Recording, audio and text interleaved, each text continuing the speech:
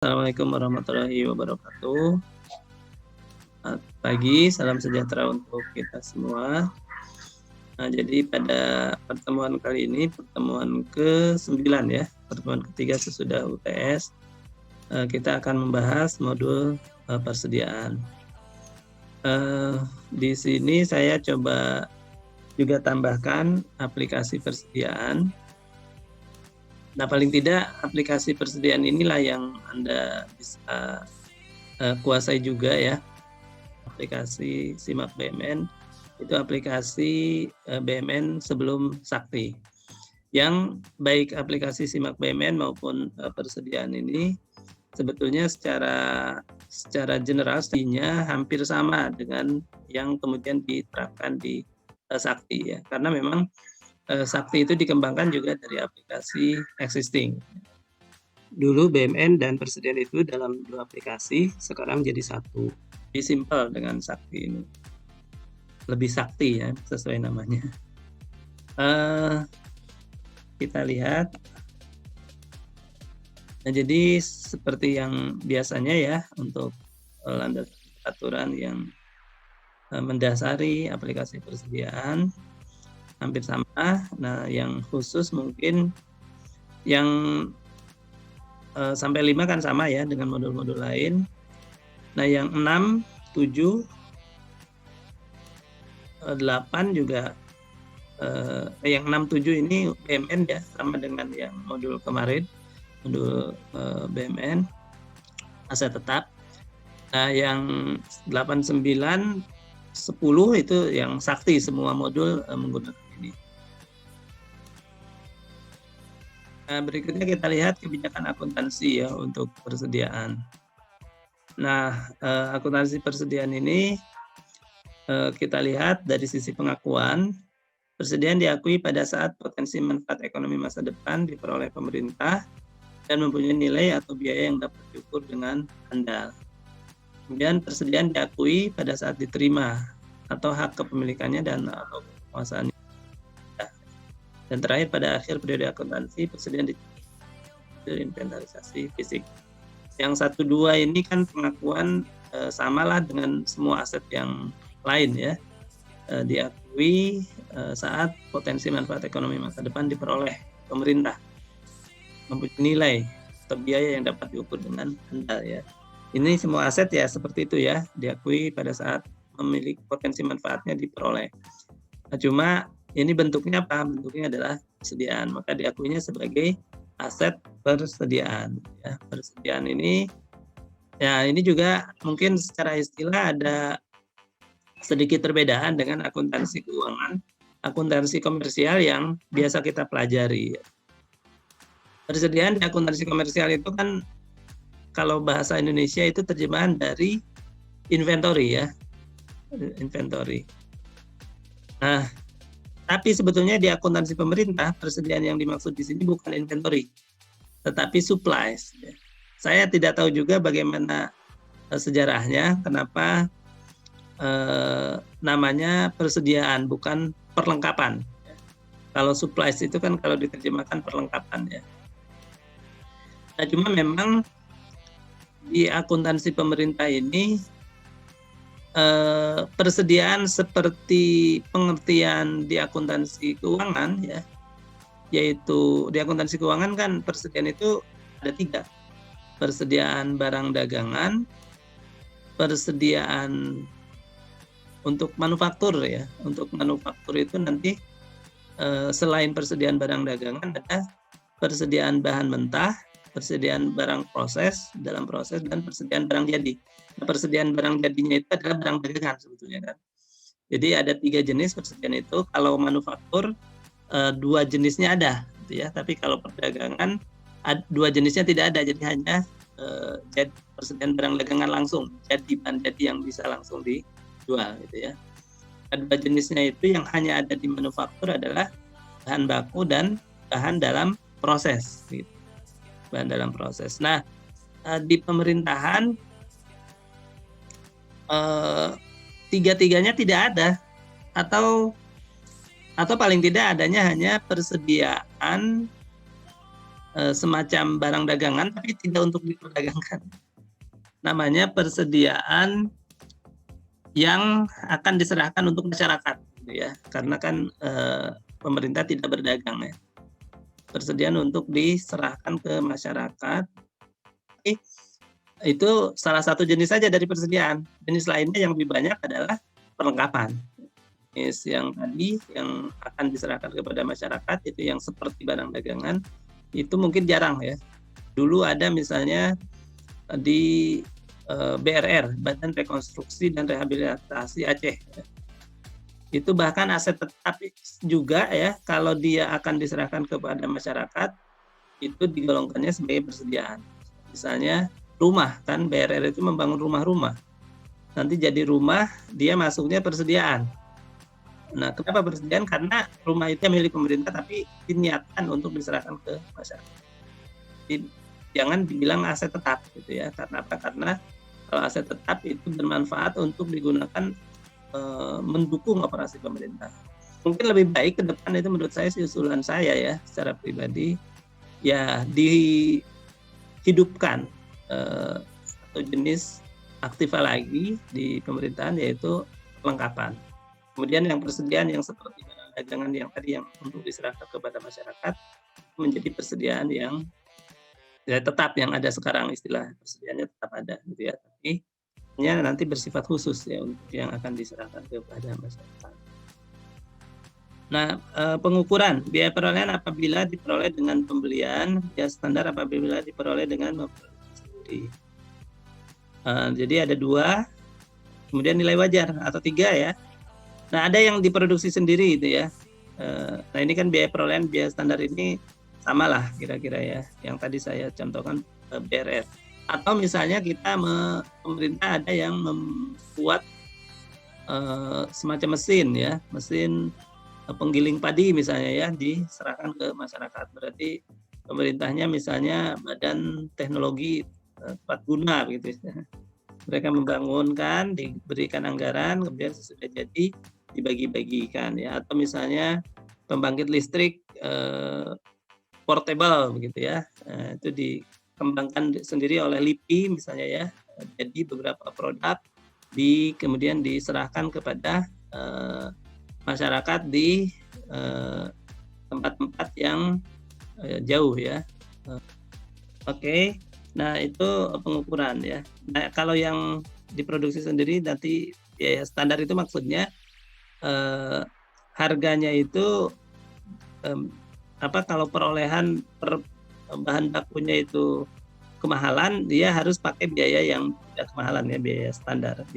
Seharusnya berapa gitu ya. Jadi dihitung dari bahan-bahan baku ya. Nah, teman-teman pernah belajar cost accounting lah.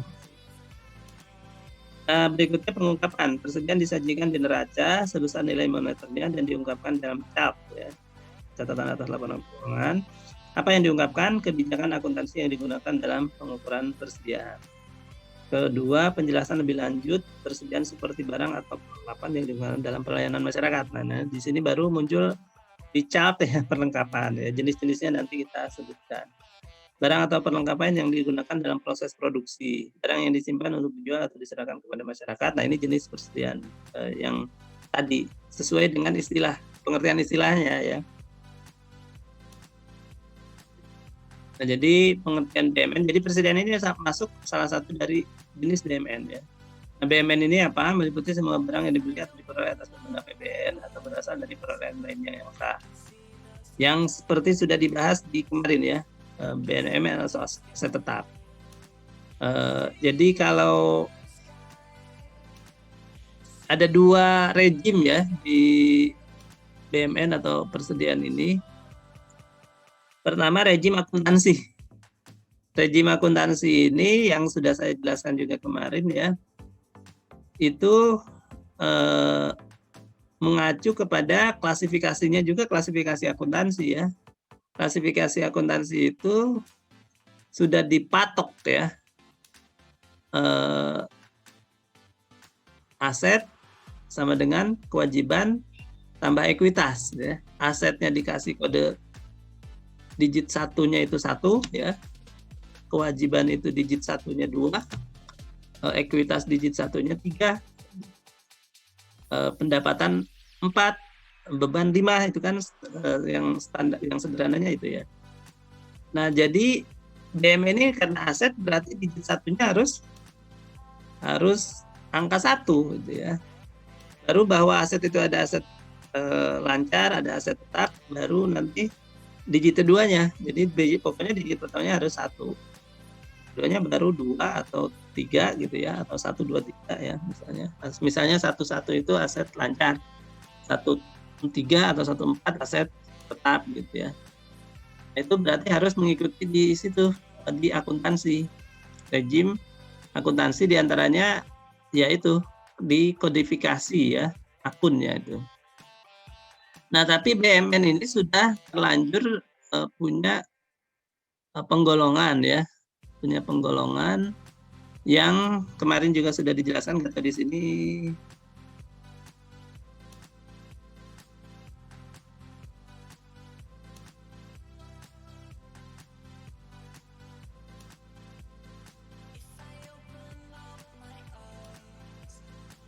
Nah, tetapi nanti kalau Anda cari di laporan keuangan itu tidak ada, kodenya menjadi kode yang ini. Nanti tapi ada mapping.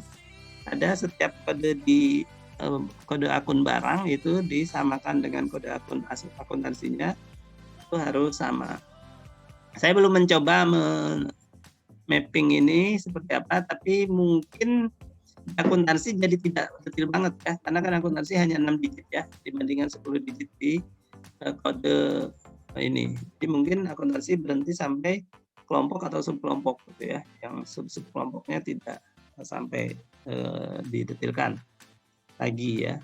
Untuk tahu jenis barangnya berarti harus masuk ke aplikasi barang Simak BMN ini.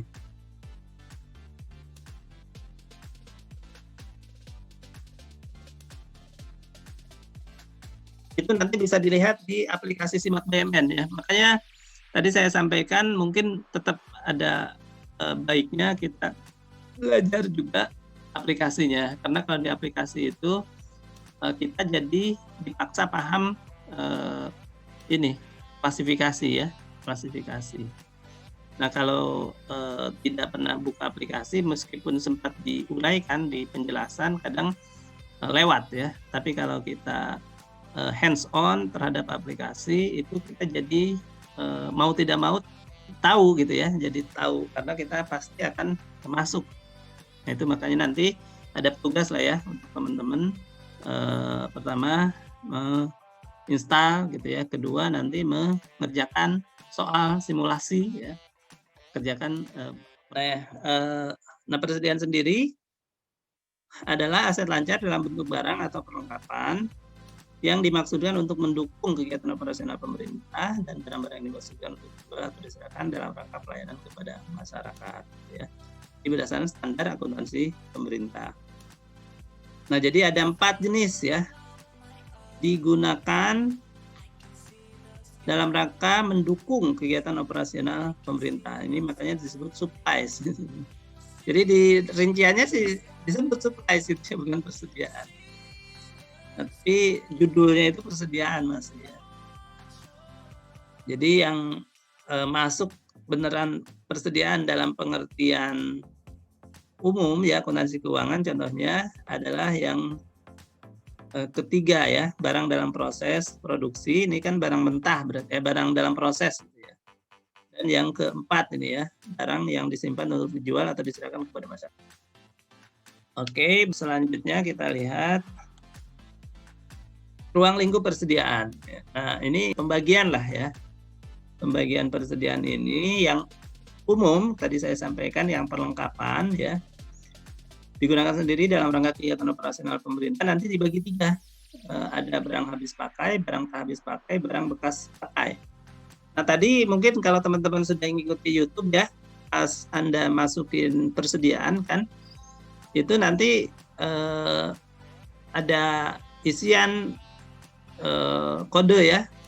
Kodenya pertama barang habis pakai gitu ya. Kemudian memilih dulu ini termasuk barang habis pakai, tak habis pakai atau bekas pakai gitu ya, yang harus kita pastikan pertama itu.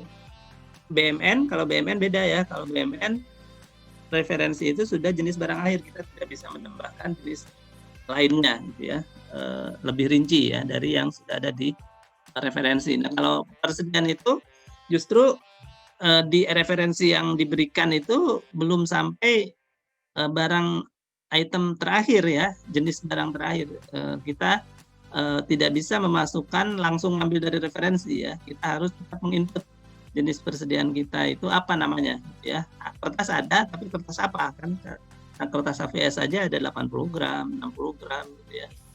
Nah, itu berarti baru harus kita ketik di situ gitu ya. Nah, di aplikasi persediaan referensinya tidak mungkin mencatat semua jenis barang itu ya. Kertas HVS 80 gram, kertas HVS 70 gram. Belum lagi HVS-nya ada kuarto, ada folio. Jadi folio 80 gram, folio 70 gram, folio 90 gram misalnya ya. Nanti ya kuarto. Jadi banyak sekali kan kalau di referensi. Kertas saja bisa ada 8 misalnya. Pulpen ada berapa jenis.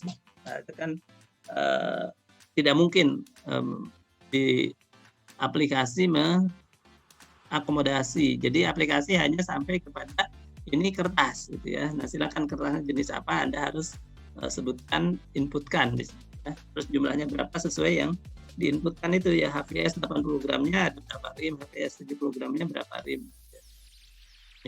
Jadi berdasarkan akun nanti persediaan ini yang termasuk ke dalam persediaan ini adalah ini BMN yang namanya barang konsumsi, amunisi, bahan untuk pemeliharaan, suku cadang, persediaan untuk tujuan strategis, berjaga-jaga. Nah, termasuk tadi yang saya bilang di rejim BMN, klasifikasi persediaan ini tidak secara khusus di. Nah, ini contohnya akun belanja persediaan. Ini belanjanya ya. Nah, jadi semua belanja ini harus ada pasangannya di akun neraca sebagai persediaan. 521811 belanja barang, persediaan barang konsumsi. Nah, ini belanjanya masuk ke LRA-nya ini akunnya. Tapi di saat yang sama dia nanti di jurnal untuk buku basis Akrua, maka dia harus ada pasangannya menjadi persediaan. Persediaannya berapa? Kode akunnya ya. 6 digit juga, tapi dimulai dengan 1 kan. 1 itu current aset ya. Nah, mulai persediaannya misalnya J itu 3, 11 berapa gitu ya. Mudah-mudahan ada di sini. Tapi sayang tidak ada ya. Nah, tapi saya coba jelaskan dulu ya. Jadi ini semua yang masuk dalam golongan persediaan sudah berdasarkan klasifikasi rejim di akuntansi yang tapi dari sisi belanja barangnya ya. Belanja barangnya kode akunnya itu. Nah, tapi dari sisi belanja bukan belanja asetnya ini kodenya beda lagi ya. Jenis-jenisnya itu nanti sudah rinci ya. Saya tidak tahu persis ya. 521811 ini persis akan berpasangan dengan satu akun atau berapa akun di yang kode akun asetnya ya, yang jadi persediaannya. Mungkin paling tidak sebetulnya ini kan 6 digit ya. Ini semua ada berapa nih? Ada 7 ya. Nanti juga harus sama di asetnya. Ini jadi berapa, ini jadi berapa. Jadi masing-masing ini jadi satu kode juga gitu ya. Jadi kode untuk asetnya juga ada 7 juga gitu ya. Cuma beda hanya 1 gitu ya. Ininya mungkin sama nih 1 2 1 3. Yang belakangnya mungkin sama. 1 2 3 1 2 1 2 gitu ya. Kan ini sebetulnya logikanya sama, logika pembagiannya. Kita sudah. Jadi saya lanjutkan untuk persediaan ini akan mencakup ya siklus transaksinya mulai dari perolehan, kemudian persediaan keluar. Nah, untuk perolehan ini bisa terdiri dari contoh transaksinya pembelian, hibah masuk, transfer masuk. Nah, Jadi untuk persediaan masuk ini berarti fungsinya mencatat penambahan persediaan. Tadi bisa melalui pembelian, hibah masuk, transfer masuk. Nah, jurnalnya kira-kira persediaan pada persediaan belum diregister. Sesudah itu ada 2 jurnal kan ya. Ini untuk jurnal akrualnya, dia ke persediaan belum diregister. Nanti satu lagi adalah belanja barang, jurnal basis kas ya. Mak-mak belanja barangnya, belanja barang persediaan barang konsumsi, belanja barang persediaan amunisi. Ini semua persediaan. Jadi belanja barang pada akun ini nanti akan otomatis ya di jurnal untuk transaksi basis akrualnya membentuk persediaan. Nah, kemudian siklus kedua persediaan digunakan ya keluar atau bisa digunakan pemakaian, bisa hibah keluar, bisa transfer keluar. Kalau hibah itu dari instansi pemerintah yang bukan dari instansi pemerintah ya, dari non instansi pemerintah. Kalau transfer kita serahkan ke instansi pemerintah juga, berarti kita transfer keluar. Kalau ini berarti ini hibah masuk berarti kita dapat dari instansi non pemerintah. Keluar berarti kita berikan ke misalnya LSM gitu ya, bansos yang jadi masalah Kementerian Sosial ini ya hibah keluar ya.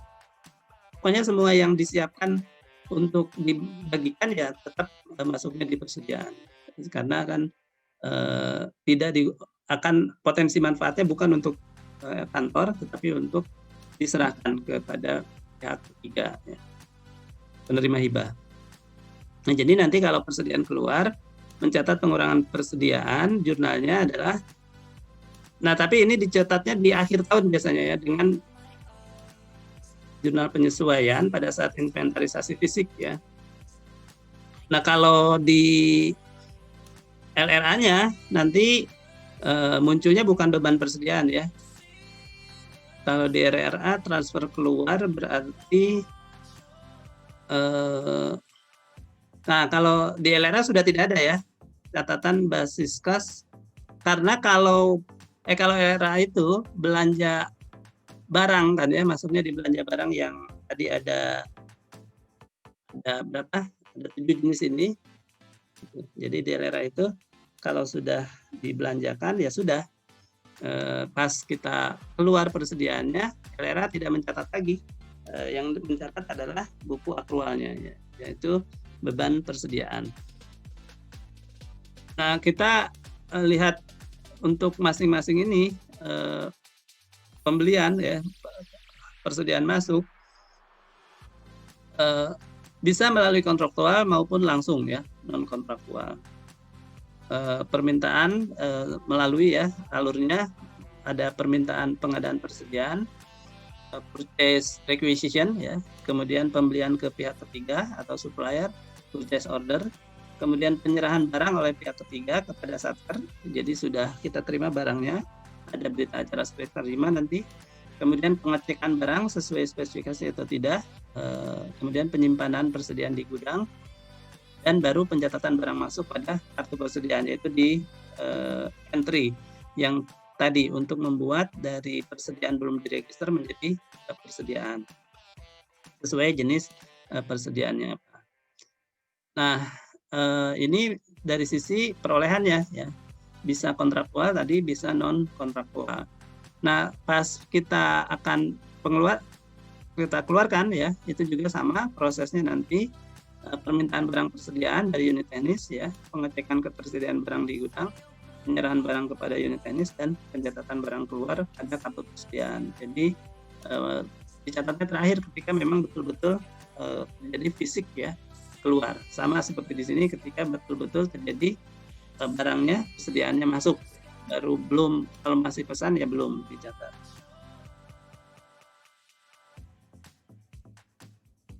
Nah, modul persediaan ini adalah bagian dari aplikasi Sakti yang berfungsi untuk pencatatan transaksi barang persediaan, pembuatan jurnal transaksi, dan pembuatan laporan persediaan. Ini hampir sama dengan aplikasi persediaan. Makanya tadi di YouTube saya minta sebelum kan teman-teman sudah menyimak ya. Nah, kalau sudah sampai menggunakan itu mestinya sudah bisa melihat atau dari video saya saja tadi sudah terlihat ya. Eh, ada mungkin setup ini nggak ada nih dua ini. Kalau migrasi pasti ada ya. Waktu kita pertama mencatat persediaan ini pasti ada migrasi dulu ya. Nah, sekarang karena beda aplikasi pasti migrasi juga ya, supaya dari aplikasi lama pindah ke aplikasi baru. Pada saat awal masuk ke aplikasi persediaan yang sebelum Sakti juga ada migrasi dulu ya. Bedanya ini migrasinya ke aplikasi Sakti saja gitu. Nah, kemudian kalau di Sakti ada setup metode pencatatan dan penilaian. Meskipun ini sebetulnya mungkin disiapkan untuk metode itu kalau kita gunakan metode FIFO, karena kan bisa juga digunakan FIFO, atau yang sekarang dipakai ini metode harga terakhir ya, harga terakhir. Nah itu kalau di aplikasi persediaan sebelum Sakti itu belum ada pilihan metode FIFO, masih semuanya pakai harga terakhir. Jadi setup metode ini tidak ada. Nah, tapi di Sakti sudah ada, meskipun juga FIFO-nya juga belum efektif juga. Jadi masih persiapannya saja. Nah, kemudian yang sudah ada di aplikasi persediaan lama adalah pencatatan referensi kode barang ya. Saya sudah contohkan bagaimana mencatat referensi di YouTube ya, di kelas sebelumnya sebetulnya. Itu kita milih ya. Persediaan ini klasifikasinya sama dengan klasifikasi di BMN ya. Jadi golongan, bidang ya, kelompok, subkelompok, sub-subkelompok gitu ya. Jadi kita tentukan untuk menuju jenis persediaan yang akan kita catat, misalnya kertas, kita harus membayangkan ini golongannya apa, bidangnya apa gitu ya, kelompok, subkelompoknya apa, sehingga kita ketemu kertas. Di contoh saya di video itu saya mau ketemu kertas tapi salah di kelompok atau ya, jadinya nggak ketemu kertasnya. Jadi karena apa? Karena di depan sudah salah ya, ujungnya jadi tidak ada kertas. Kemudian pencatatan ya, pencatatan transaksi, perolehan, hibah gitu ya. Kalau masuk ya, mutasi keluar, transfer keluar dan atau keluar berarti melalui penggunaan, melalui hibah, melalui transaksi transfer masuk. Tutup buku ya, berarti closing, kemudian pelaporan konsolidasi. Outputnya nanti dari aplikasi tersebut bisa, nah ini sama di Sakti maupun di aplikasi persediaan outputnya juga sama. Jadi aplikasi persediaan ini hanya tidak ada dua ini saja, yang lain sama. Kalau kita mau paham modul persediaan di aplikasi Sakti ya, sebetulnya dengan menggunakan aplikasi persediaan yang lama itu kita bisa 80% lah, hampir sama ya dengan yang pakai aplikasi lama dengan Sakti.